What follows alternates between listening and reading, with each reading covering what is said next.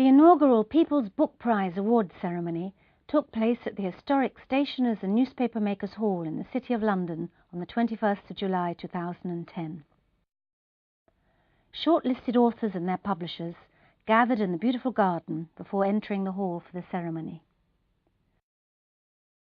The People's Book Prize is the only democratic book prize, where the public, not judges, can vote for their favourite books and authors.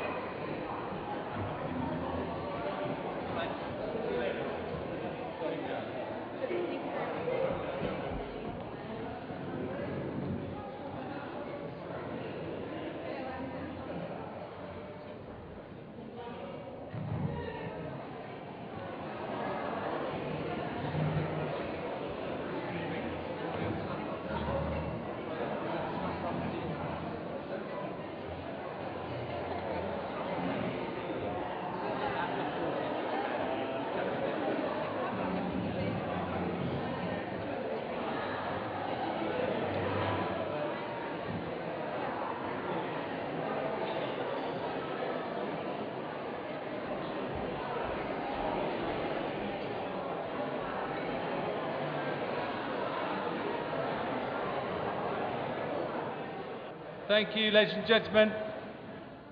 Ladies and gentlemen, we now come into the awards part of the ceremony. Can I please introduce the presenter for the awards, Mr. Rupert Jones-Parry. Thank you.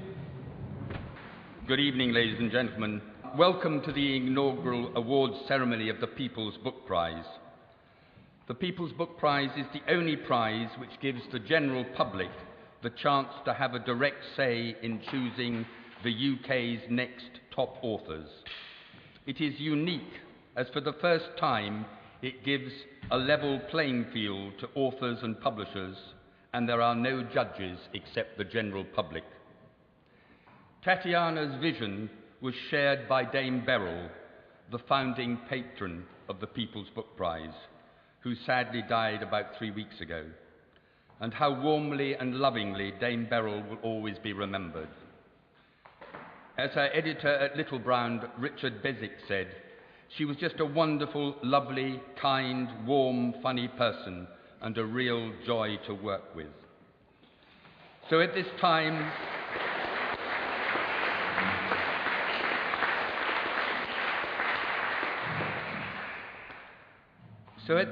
of public spending cuts which will without doubt damage public libraries and hence publishers with fewer sales, both of which the People's Book Prize is so keen to support, let us celebrate the People's Book Prize vision. Ladies and gentlemen, Tatiana Wilson.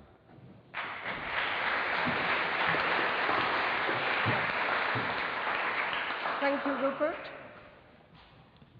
This address should have been given by the brilliant doyen of literature, the late Beryl Bainbridge, our founding member, patron. Instead, I will use her words, something like this idea, which is absolutely amazing. Once it takes off, it will be of enormous importance to writers. I look forward to the time when we mention this particular prize as the greatest. The People's Book Prize has now taken off. And from this first award ceremony, at this historical place, with the support of the public, the publishers, the authors, and the media, the People's Book Prize will go from strength to strength to become, just as Dame Beryl had hoped, the greatest.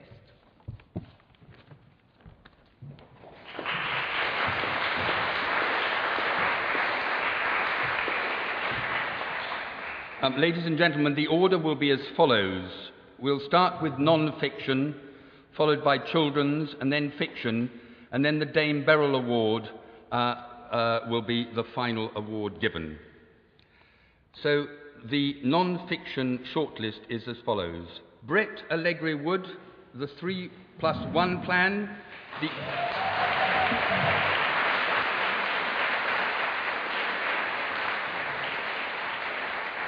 The Insider's Way to Achieve Financial Freedom with Just 4 Properties, published by Delancey Press. Sally Farmelo Neville, Sensual Pleasures and the Art of Morphing into a Health Goddess, published by Delancey Press.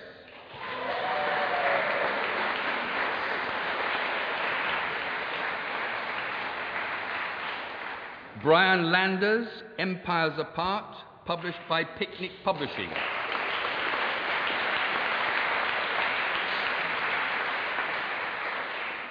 Kevin Norley, Making Britain Literate, published by Imprimatur Publishing.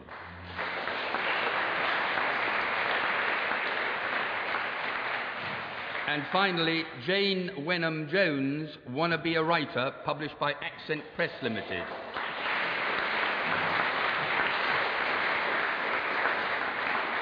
And to present the award, may I call on Mr. Christopher McCain, Master the Worshipful Company of Stationers and Newspaper Makers. A great pleasure for me to welcome you all to Stationers Hall on behalf of the Company of Stationers and Newspaper Makers. Now, the people who've been shortlisted have all stood up and the tension is building. And I asked Tatiana if I could say a bit about the hall before we made the announcement, so we're going to wait for a bit and hold it. The hall you're sitting in, built in 1673 after the Great Fire, and you are surrounded by history. And briefly, I always say to people, this Caxton window actually encapsulates the history of the company, because you've got two crucial dates at the top left-hand corner, 1403, formation of the Guild of Stationers, and 1557, which is when we got our charter. And the point about the charter was it absolutely sort of imprisoned publishers and authors in this hall. All books had to be registered at Stationers Hall. That's why the far window at the end is a Shakespeare window. His works all recorded in our archive, the first registration of them. And the company forced printers to become liverymen of the Stationers Company. It also had a right, and indeed a legal obligation, to seek out naughty books. I'm not quite sure what the definition of naughty books was, but when they found a naughty book, they got burnt out there where the plane tree is in the garden, where we had the lovely drinks before. That marks the spot where these heretical and naughty books were burnt. So we don't go in for that nowadays, and in fact we relinquished our control over that element of publishing in 1911 when the Copyright Act came in. But just very quickly, the Caxton window, this is quite good because there's Caxton. He's holding a page proof, and it's a big day for the Caxton Press because Edward IV and his Queen have come to visit. What I think is good about this, Caxton looks pretty scared about this. I think you would do, holding the page proof of the King. The Queen, I think, looks absolutely bored out of her mind. She doesn't know why she's here at all. And the King looks pretty non-committal about it all. So, right.